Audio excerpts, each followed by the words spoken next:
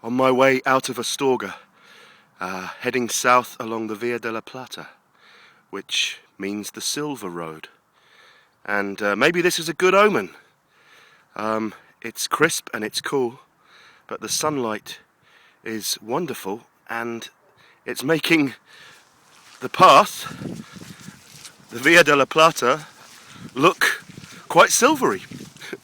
It almost looks like a silver road, just the way the light is reflecting off the rainwater from the previous days.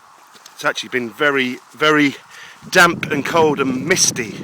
It's been a shroud of mist which kind of subsumed Astorga. You couldn't really see it. Occasionally you could catch the towers of the cathedral popping out of the top, but no, it's been very misty. But today it's very beautiful with the sunlight. Astorga behind as we seek to make it to Salamanca within the week. Some quite big distances over the coming days. There's much larger gaps between the albergues at different stages, and still no guarantee that they'll be open in January. So just got to suck it and see. That's the way it's been. You just don't know what's going to happen next. So Via della Plata, about 500 kilometers down to Seville. Then there's about another 4 or 5 days down to Cadiz, and then across the Straits of Gibraltar for the final leg down through Morocco. Astorga was used to be called Asturica Augustus, I believe was the Roman name for it, and it was quite a key town, fortified town.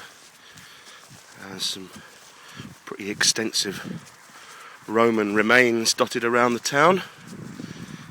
Some fine examples of some pretty swanky villas, as must have been. You can see the central heating systems and the mosaics, and yeah, Astorga was a key place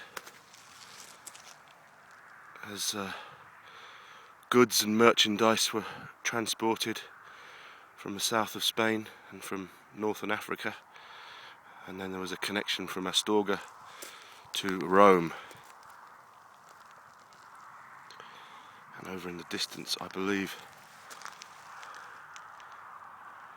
just about make out the snow-capped peaks of what I believe must be the Sevao Pass, which you have to go over if you're on the way to Santiago. It's a good old climb that day out of Via Franca del Bierzo, and then there's a big climb out of there, and then you drop down again, and then you finish the day with a sort of 1,300 metre ascent to reach Sevao right at the top. It's worth it at the end of the day, but it's a long slog that day. I think my route today is much flatter.